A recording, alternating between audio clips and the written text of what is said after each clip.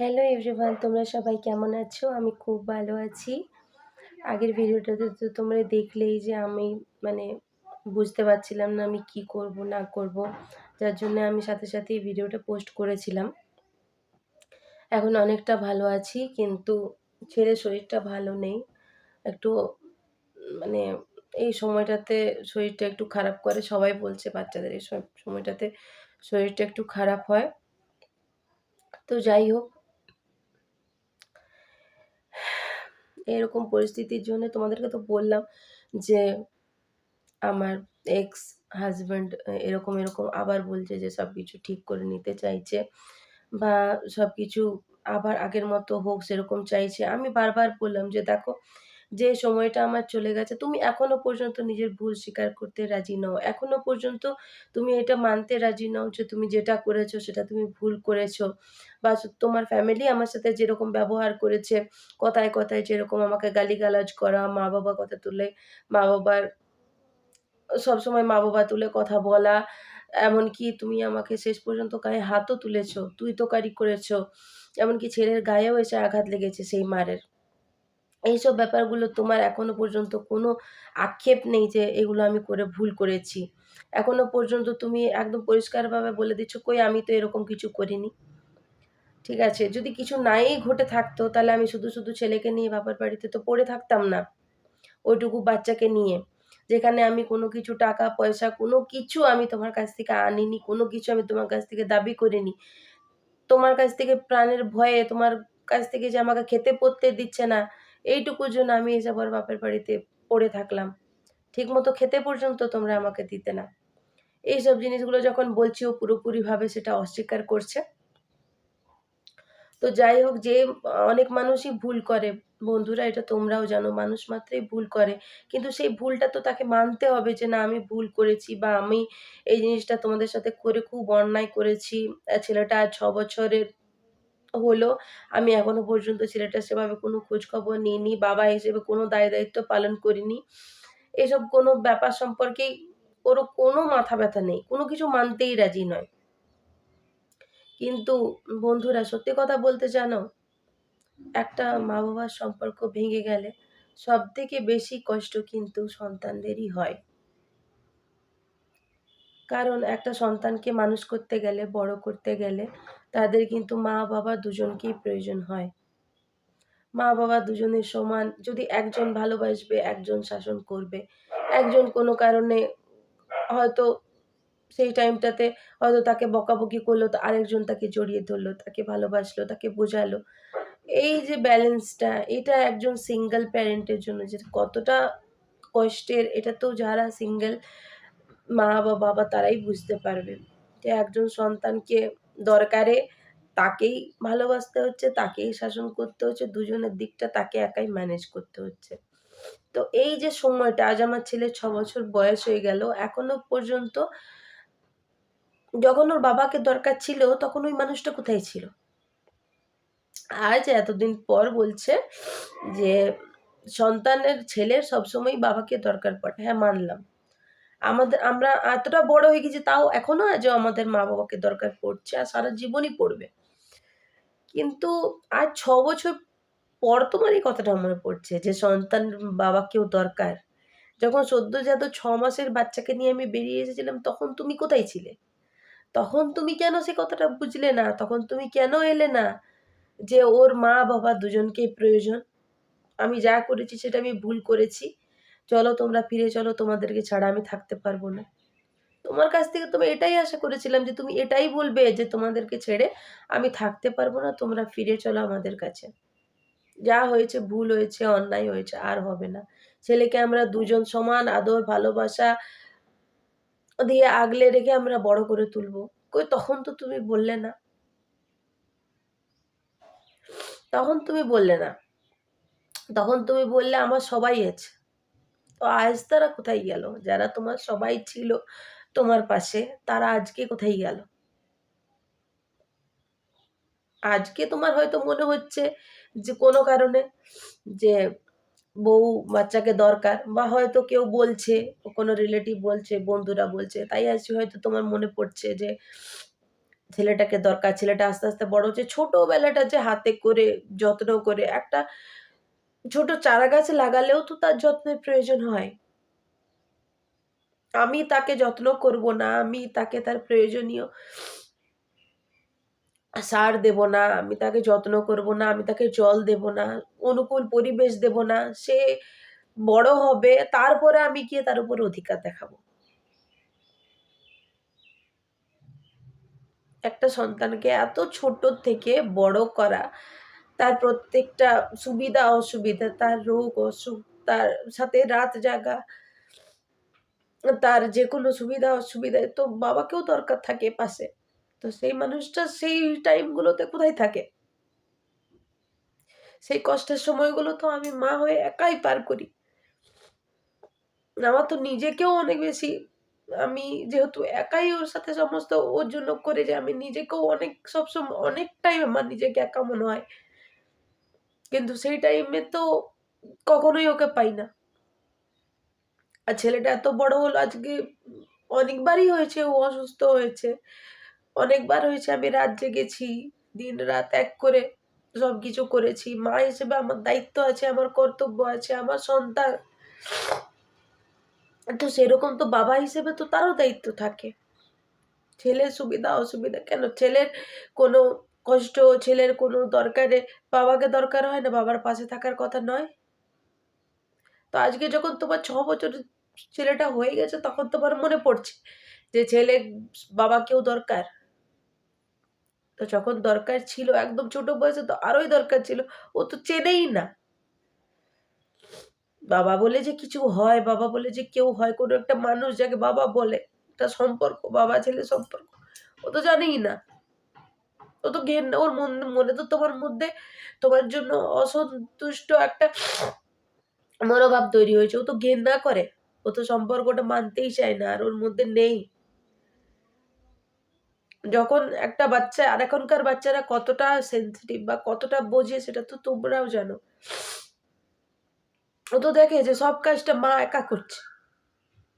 সব কাজে মা আছে। আমার জন্য দাঁড়িয়ে থাকা, আমার জন্য সবকিছু করা সব মা একা করে। বাবার কোথাও কোনো ভূমিকা নেই। একজন বাবা রোজগার করে, কষ্ট করে, সারাদিন বাইরে থাকে, সন্তানদের সময় দিতে পারে না। সে আমার বাবাও থাকে। আমার বাবাও থেকেছে ছোটবেলায়। হয়তো বাবা যখন আসতো তখন আমরা হয়তো ঘুমিয়েই পড়তাম। আর ভোরবেলায় যখন বেরোতো তখনও আমরা ঘুমিয়েই থাকতাম। তো দিনের পর দিন হতো যে দেখতে পেতাম না। কিন্তু আমরা বড় হয়ে তো সেটাই জানছি যে যতটা আমার বাবা আমাদেরকে সময় দিতে পারেনি, আমাদের জন্য খেটেছে, আমাদের জন্য কষ্ট করেছে, রোজগার করেছে। কিন্তু ওই মানুষটা নিজের সন্তানের জন্য, নিজের স্ত্রীর জন্য কিচ্ছু করেনি। ও রোজগার করেছে ওর মা-বাবার জন্য, ওর ঘরের জন্য, মানে যে ঘর, যে সংসারের অংশ আমি আর আমার ছেলে কোনোদিন ছিলাম না।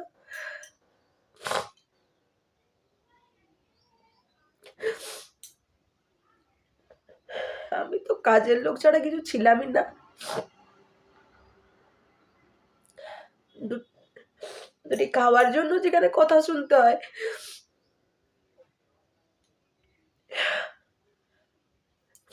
সেখানে আর কি থাকে? আমি ভেবেছিলাম যে ছেলেটা হওয়ার পর হয়তো এদের মধ্যে কোনো পরিবর্তন আসবে। ছেলেটা হওয়ার পরও এদের মধ্যে কোনো পরিবর্তন আসেনি। উপরন্তু এদের লোভের মাত্রা আরো বেড়ে গেল। আরো এই দাও, ওই দাও। আরো সবসময় মা-বাবা তুলে কথা বলা। ছেলেটাকে নিয়ে যখন আমি ওখানে যাই, তখন 18 দিন আমার সাথে কেউ ঠিকমতো কথা বলেনি। আমার হাসব্যান্ড একটা রুমেও থাকতো না আমাদের সাথে। একদিকে আমাকে আর আমার ছেলেকে ফেলে রেখে দিয়েছিল। জানি না কি করেছিলাম যে এরকম ব্যবহার।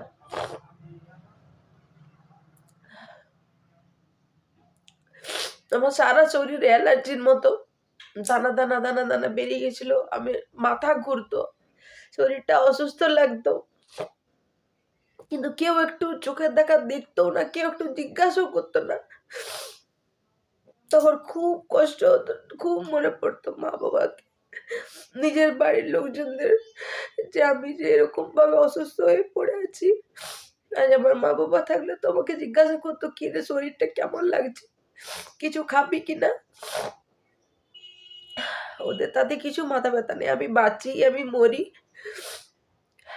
আমি অনেক অনেক কিছু দেখে, অনেক কিছু সহ্য করে আজ যখন শেষে পারলাম না, আমার মনে হলো যে আমি হয়তো বাঁচবই না এখানে থাকলে পরে। আর আবার যদি কিছু হয়ে যায় তো ওইটুকু বাচ্চাটাকে কে দেখবে। তখন আমি এখানে আসার সিদ্ধান্ত নিয়েছিলাম যে না, আমাকে তো বাঁচতে হবে, ছেলেটার জন্য তো আমাকে বেঁচে থাকতে হবে। অনেকবার তো হয়েছে যে আমি চেষ্টা করেছিলাম যে আর আমার বাঁচার দরকার নেই। এরকম একটা সম্পর্ক, এরকম একটা জীবন আমি কিছুতেই মেনে নিতে পারছি না। কিন্তু যখন আমি মা হয়েছি তখন ওইটুকু বাচ্চার জন্য তো সব থেকে আগে আমার দায়িত্ব।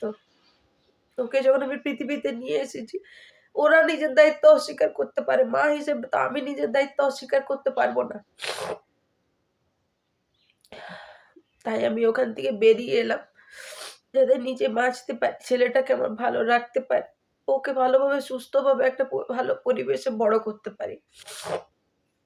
আর যখন ছেলেটা 6 বছর বয়স, তখন তুমি হঠাৎ করে বলছো যে ওর বাবাকে প্রয়োজন।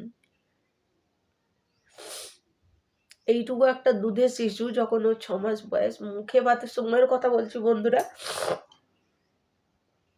মুখে ভাতের সময় আমাদের বাড়ির লোককে ওরা নেমন্তন্ন পর্যন্ত করেনি। মামা বাড়িতে যে নেমন্তন্ন করতে হয় মামা ভাত খাওয়ানোর জন্য, মামারই ভাত খাওয়ানোর কথা, একটা নেমন্তন্ন পর্যন্ত করেনি।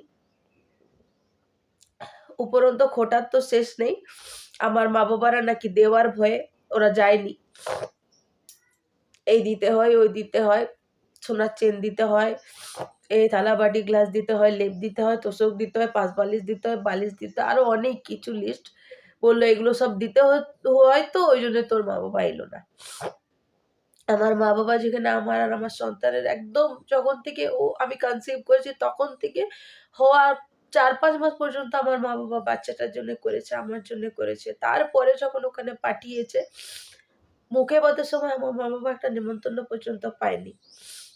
বিনা নেমন্তন্নতে আমি কেন আমার মা বাবাকে ওখানে ডাকবো? তোমরাই বলো। আমি বলেছি যে দরকার নেই তোমাদের আসার। আমি কি খারাপ বলেছি? বিনা নেমন্তন্নতে আমার মা বাবা ওখানে কিসের জন্য যাবে? তখন সবাই বলতে লাগলো যে দেওয়ার ভয়ে এলো না। আমার ওইটুকু বাচ্চাটা একদানা ভাতও মুখে তোলেনি, এত কেঁদেছে, এত কেঁদেছে। বাচ্চা তো ভগবানের রূপ, ও তো বুঝতে পারছিল, ওদেরকে মনে হচ্ছিল। তো যখন কাঁদছে, একদানা ভাতও মুখে তুলছে না, এদিকে ফটো রেকর্ডিং এসব কিছু করা হচ্ছে, বাচ্চাটা যখন একবার ফটোর দিকে তাকাচ্ছে না, রেকর্ডিং এর সময় অসুবিধা করছে, তখন ওইটুকু বাচ্চাটাকেও মারতে গিয়েছে। ওইটুকু বাচ্চাটাকেও চিৎকার করেছে, ওকে মারতে গিয়েছে, আমরা আটকেছি।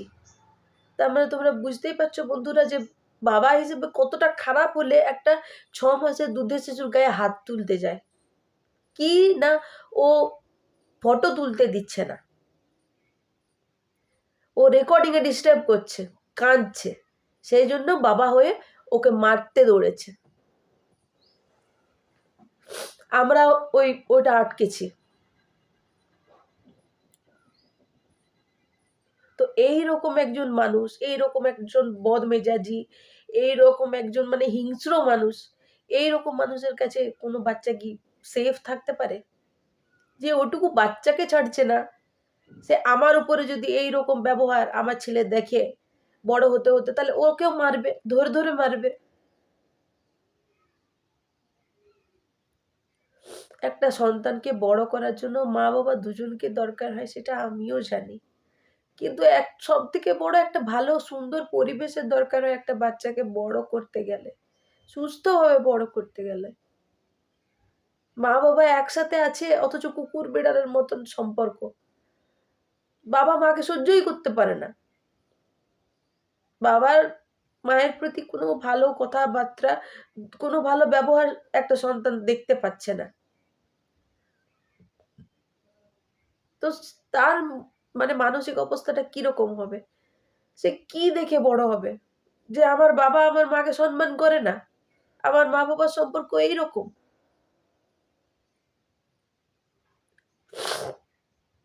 আমি অনেক করে বুঝিয়েছিলাম, অনেক করে বলেছিলাম।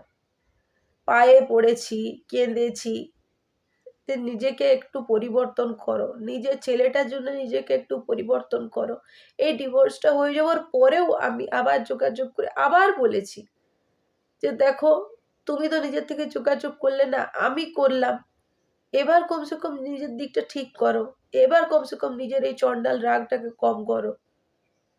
এবার কমসে কম বুঝো যে যেগুলো করেছো সেগুলো ভুল করেছো। আর যেন এই জিনিসগুলো না ঘটে।" ও মানতেই রাজি নয়। ও একটাই কথা বলে যায় যে, "না, আমি কিছু ভুল করিনি। আমি কিছু ভুল করিনি। আমার মা-বাবা এগুলো কিছু করেনি।" তো আমার কি শখ যে এইটুকু বাচ্চাকে নিয়ে আমি বাপের বাড়িতে পড়ে থাকবো? কিসের আশায় আমি পড়ে আছি? হ্যাঁ, আমি যদি সরকারি চাকরি করতাম, সেটা আলাদা ব্যাপার ছিল যে আমি কোনো কিছু সহ্য না করতে পেরে আমি বেরিয়ে এসেছি। আমি একটা ভালো চাকরি করি। আমি আমার ছেলেকে সন্তানকে মানুষ করে নেব। কিসের জ্বালায় আমি বেরিয়ে এসেছি? আমি আমার সন্তানকে ওখানে ভালো রাখতে পারতাম না। আমি নিজে বাঁচতেও পারতাম না। বাধ্য হয়ে আমি ওখান থেকে বেরিয়ে এসেছি। হ্যাঁ, জানি ওখানে ওরা নানা লোককে নানা রকম কথা বলে রেখেছে আমার সম্পর্কে। ওদের কিছুই আটকাবে না বলতে। আমি ১-২ জনের কাছে তো শুনলাম যে নাকি বলছে যে ডিভোর্স হয়ে গেছে কিন্তু সমস্ত দায়-দায়িত্ব নাকি পালন করে, আমাকে নাকি টাকা-পয়সা পাঠায়। কিন্তু তার এক কোণাও আমি কোনোদিনও দাবিও করিনি, আমাকে দেয়ও নি। সেটা ও নিজে জানে, ওর মন জানে আর ভগবান জানে, আমি জানি। এগুলো তো আর কাউকে প্রমাণ করে দেওয়ার নয়। কেউ যদি জেনে শুনেও এত মিথ্যে কথা লোককে বলে বেড়ায়, তাহলে তো আর বলার কিছু নেই। হয়তো কাউকে এমনও বলবে যে আমার হয়তো কারো সাথে সম্পর্ক আছে, যার জন্য আমি ওকে ছেড়ে দিয়েছি। খারাপ মানুষদের তো মানে খারাপ কথা বলতে তো একটুও আটকায় না। ওরা প্রয়োজনে এটাও বলবে যে হয়তো আমার চরিত্রের দোষ, তাই জন্য আমি ছেড়েছি। কিন্তু একমাত্র মাথার উপরে ভগবান জানে। আর আমি জানি, আমার বাড়ির লোক জানে যে আমি কেন ছেড়ে বেরিয়ে এসেছি ওখান থেকে।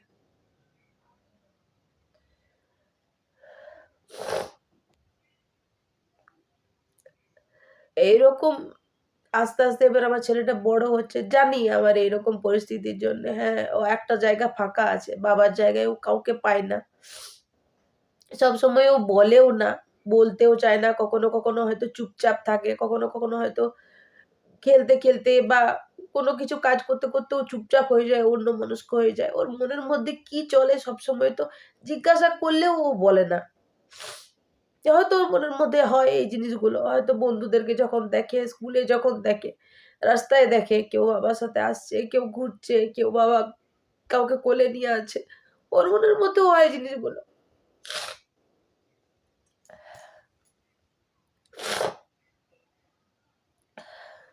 সন্তানের যেমন মা-বাবাকে দরকার, সেরকম মা-বাবারও কিন্তু সন্তানকে দরকার। আজকে ছোট আছে, আজ তোমার প্রয়োজন পড়ছে না নিজের সন্তানকে। একদিন তো বয়স হবে। সারা জীবন তো সমান রকমভাবে এই রাগ, তেজ, উগ্রতা, তোমার জেদ, অহংকার এসব তো কোনো কিছুই কাজে দেয় না। মানুষ যতই তেজি হোক, যতই শক্তিশালী হোক, যতই অহংকারী হোক, যতই সুন্দর হোক, যাই হোক, একদিন তার সবকিছুই চলে যায়। বয়সের কাছে কিন্তু তাকে হার মানতেই হয়। সময়ের কাছে হার মানতেই হয়। একদিন হাত-পাও আস্তে কমজোর হবে। দৃষ্টিশক্তিও আস্তে ক্ষীণ হবে। তখন লাঠির মতো কিন্তু সন্তানকেই দরকার পড়ে। কম বয়সে যারা এরকম জল্লাদ টাইপের মানুষ হয়, তারা এই জিনিসগুলো বুঝতে পারে না যে সন্তানকেও আমার দরকার হবে। একদিন তুমি বলে দিলে আমার দরকার নেই, আমার দরকার নেই।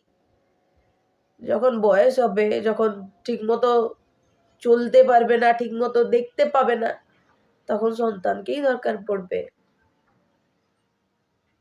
যেমন ছোটবেলায় মা-বাবারা সন্তানকে হাত ধরে চলতে শেখায়, কোনো কিছু চিনতে শেখায়। সেরকম যখন বয়স হয় তখন সন্তানদেরকেই দরকার পড়ে।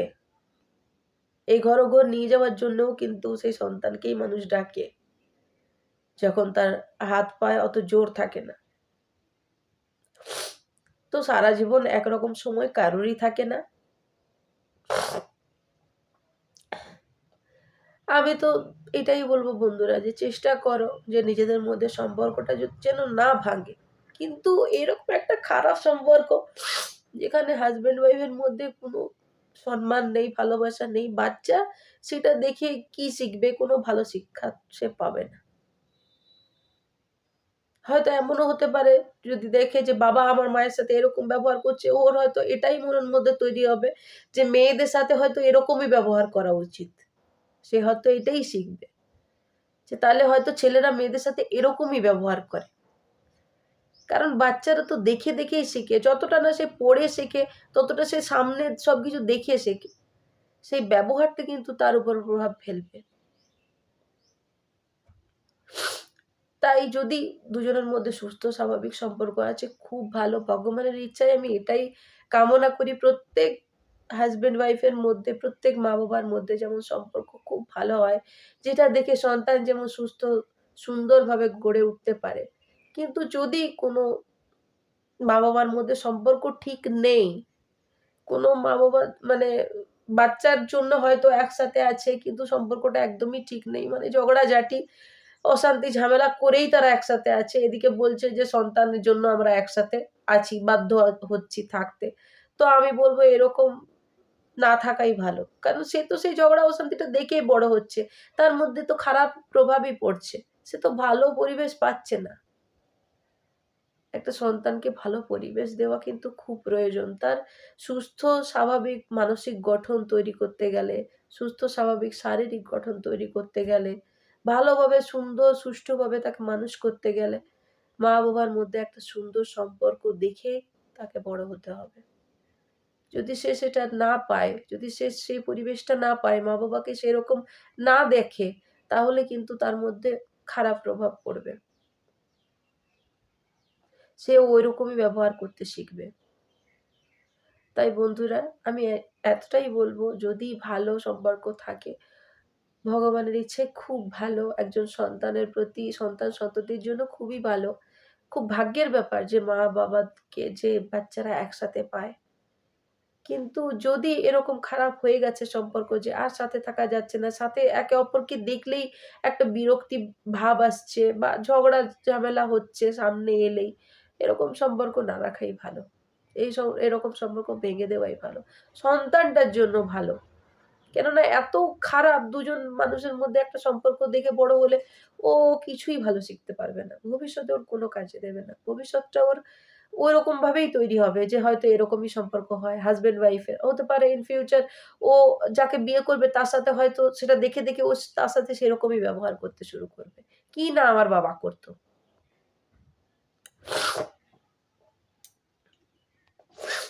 তাহলে বন্ধুরা, এতটা তো বুঝতে পারলে যে সন্তানকে ভালো রাখার জন্য, সুন্দর একটা ভবিষ্যৎ দেওয়ার জন্য একসাথে থাকা যেমন প্রয়োজন, সেরকম একটা সুস্থ স্বাভাবিক মানে পরিবেশেরও কিন্তু প্রয়োজন। পরিবেশটা কিন্তু আরো বেশি জরুরি। সেটা যদি কোনো সিঙ্গেল প্যারেন্ট যদি আলাদা থেকে দিতে পারে সেই পরিবেশটা, তাহলে বাচ্চা আমি বলব ভালোভাবে মানুষ হবে। একসাথে ঝগড়াঝাটি দেখিয়ে বাচ্চাকে বড় না করাই ভালো। তাহলে বন্ধুরা, তোমরা নিজেরা আমার ভিডিও দেখে ভিডিওগুলো দেখছো আমি বুঝতে পারছি। কমেন্ট করতে ভুলো না। ঠিক আছে? আর যদি কোনো বিষয় সম্পর্কে কোনো ভিডিও তোমরা চাও বা কিছু জানতে চাও, তো আমাকে অবশ্যই কমেন্ট বক্সে জানিও। আমি সেই বিষয়ে ভিডিও দেওয়ার নিশ্চয়ই চেষ্টা করব।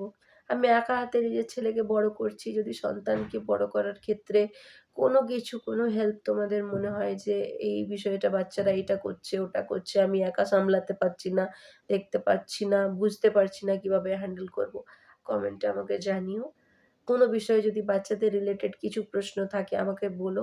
আমি নিশ্চয়ই সেটা সলভ করার চেষ্টা করব, উত্তর দেওয়ার চেষ্টা করব। আজকের ভিডিওটা এতটাই।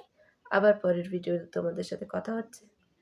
ভালো থেকো, সুস্থ থেকো, খুব হাসি খুশি থেকো।